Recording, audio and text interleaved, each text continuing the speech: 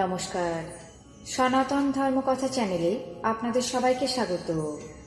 আজ বৈশাখ মাসের ২৬ তারিখ রবিবার, কৃষ্ণপক্ষের অষ্টমী তিথি। মহাভারতের সভাপর্বের ৩৬তম অধ্যায়ে শিশুপালের ক্রোধ এবং কৃষ্ণ নিন্দা পর্ব শুরু করব। নারায়ণং নমস্কৃত্য নরং চৈব নরোত্তমং দেবীং সরস্বতীং ব্যাসাং ততো জয়মুদীরয়েৎ। শিশুপাল বললেন, হে পাণ্ডব, এই সমস্ত রাজাগণ উপস্থিত থাকতে কৃষ্ণ কোনোভাবেই পূজার অর্ঘ্য পেতে পারে না। তুমি কামত কৃষ্ণের অর্চনা করছো, এমন ব্যবহার তোমাদের উপযুক্ত নয়। তোমরা বালক, সুতরাং ধর্ম সম্বন্ধে কিছুই জানো না। ধর্ম অতি সূক্ষ্ম পদার্থ। এই ভীষ্ম হলেন অদূরদর্শী এবং স্মৃতিশক্তিহীন। এর মতো অধার্মিক ব্যক্তি সাধু সমাজে অত্যন্ত অবমানিত হয়। যে কৃষ্ণ কখনোই রাজা নয়, তাকে তোমরা কি বলে অর্ঘ্য প্রদান করলে, এবং সেই বা কিভাবে সকল রাজাদের মধ্যে পূজার অর্ঘ্য গ্রহণ করল? তাছাড়াও কৃষ্ণকে স্থবির মনে করে থাকলে বৃদ্ধতম বসুদেব থাকতে তার পুত্র কেন পূজার অর্ঘ্য নেবার পাত্র হল? হে পাণ্ডবগণ, কৃষ্ণ সর্বদাই তোমাদের দয়া করে, তোমাদের কল্যাণ প্রার্থনা করে, কিন্তু দ্রুপদ থাকতে কৃষ্ণের পূজা করা তোমাদের কোনোভাবেই উচিত নয়। যদি কৃষ্ণকে আচার্য মনে করে থাকো, তাহলে দ্রোণ থাকতে কৃষ্ণকে কেন অর্চনা করা হলো? অথবা কৃষ্ণকে ঋত্বিক মনে করে থাকলে বৃদ্ধ কৃষ্ণদ্বৈপায়ন উপস্থিত আছেন, তাকে পূজা করা তোমাদের কর্তব্য। হে রাজন, স্বেচ্ছামৃত্যু পুরুষোত্তম শান্তনুপুত্র ভীষ্ম, মহাবীর, সর্বশাস্ত্র বিশারদ অশ্বত্থামা, রাজেন্দ্র দুর্যোধন, ভারতাচার্য কৃপ, কিংপুরুষার্য দ্রুম, রাজা রুক্মী এবং মদ্ররাজ শল্য, এই সমস্ত মহাত্মারা থাকতে কৃষ্ণকে কেন অর্ঘ্য প্রদান করলে? যিনি জামদগ্নের প্রিয় শিষ্য এবং যিনি আত্মবল আশ্রয় করে রণক্ষেত্রে রাজলোকের সমস্ত ভয় দূর করেছিলেন, সেই মহাবল পরাক্রান্ত কর্ণকে অতিক্রম করে কিভাবে কৃষ্ণের পূজা করলে? বাসুদেব তো ঋত্বিক নয়, আচার্যও নয়, রাজা নয়। তবে হে কুরুশ্রেষ্ঠ, কেবল তোমাদের মঙ্গল কামনা করে বলে তুমি কৃষ্ণকে অর্ঘ্য প্রদান করেছ। অথবা যদি কৃষ্ণকেই অর্ঘ্য প্রদান করবে মনে মনে এমন স্থির করেছিলে, তবে কি জন্য এইসব রাজাদেরকে আহ্বান করেছ এবং কেনই বা তাদেরকে অপমান করলে?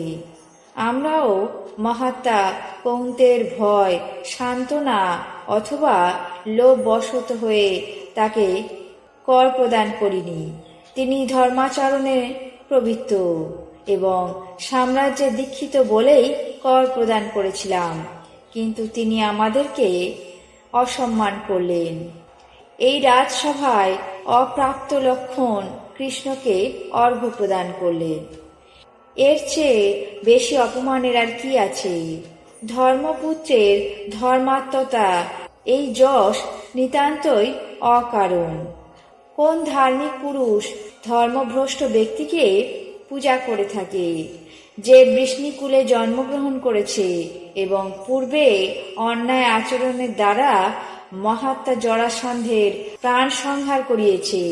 সেই দুরাত্মা কৃষ্ণকে অর্ঘ্য নিবেদন করাতে আজ যুধিষ্ঠিরের ধার্মিকতা বিনষ্ট হল। কুন্তিপুত্ররা ভীত, নিজ স্বভাব এবং তপস্বী, কিন্তু ওহে কৃষ্ণ, তোমার সবিশেষ পর্যালোচনা করা কর্তব্য। তারাই নিচতা প্রযুক্ত হয়ে তোমাকে অর্ঘ্য দান করলো, কিন্তু তুমি স্বয়ং অযোগ্য হয়ে কিভাবে তা স্বীকার করলে? যেমন গোপনে ঘৃতের কণামাত্র ভক্ষণ করে কুকুর নিজেকে বড় মনে করে, তেমনি তুমি নিজের অনুপযুক্ত পূজার বহুমান গ্রহণ করেছ। এতে রাজাদের অবমাননা হয়নি, স্পষ্টই বোঝা যাচ্ছে পাণ্ডবেরা তোমাকেই বিদ্রূপ করেছে। যেমন নপুংসকের পত্নী গ্রহণ করা এবং অন্ধের রূপ দর্শন করা নিরর্থক, তেমনি রাজ্যহীনেরও রাজ সম্মান পাওয়া অত্যন্ত লজ্জাজনক। রাজা যুধিষ্ঠির এবং ভীষ্মের যেমন বিদ্যা বুদ্ধি এবং কৃষ্ণ যেমন, তাই দেখা গেল। শিশুপাল তাদের এই সমস্ত কথা বলে নিজের আসন থেকে উঠে রাজাদের সঙ্গে সভা থেকে প্রস্থান করতে উদ্যত হলেন। তারপর রাজা যুধিষ্ঠির দ্রুতই শিশুপালের কাছে গিয়ে তাকে সান্ত্বনা দিয়ে মধুর বাক্যে বলতে লাগলেন, হে রাজা, তুমি যা বললে তা তোমার উপযুক্ত বাক্য নয়, তা নিতান্তই অধর্মযুক্ত, নিরর্থক। নিশ্চয় মনে হচ্ছে ধর্ম কাকে বলে তুমি নিজেই তা জানো না। ধর্ম জ্ঞান থাকলে পিতামহ ভীষ্মের অপমান করতে না। দেখো, যে সকল রাজারা তোমার থেকে বয়সে জ্যেষ্ঠ, কৃষ্ণের পূজা করা তাদেরও অভিলাষ। অতএব এ বিষয়ে তোমার ক্ষান্ত হওয়া উচিত। কৃষ্ণ এবং ভীষ্মকে যথাযথভাবে জানো। কৌরব বংশ যেমন তাকে চিনতে পেরেছেন, তুমি তেমন চিনতে পারোনি। আজ মহাভারতের সভা পর্বের ৩৬তম অধ্যায়ে শিশুপালের ক্রোধ এবং কৃষ্ণ নিন্দা পর্ব এখানেই শেষ করছি। বাকি অংশ আগামী পর্বে পাঠ করে শোনাব। এখন জেনে নেব আজকের দিনের 12টি রাশির রাশিফল।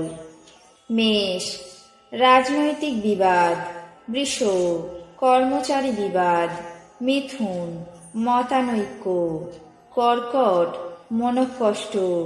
সিংহ, হতাশা। কন্যা, শিরপীড়া। তুলা, অসাধুতা। বৃশ্চিক, মানসিক চিন্তা। ধনু, কলা অনুশীলন।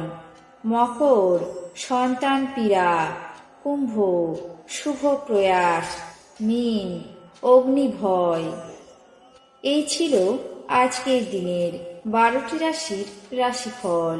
আপনাদের কেমন লাগলো তা অবশ্যই কমেন্ট বক্সে জানাবেন।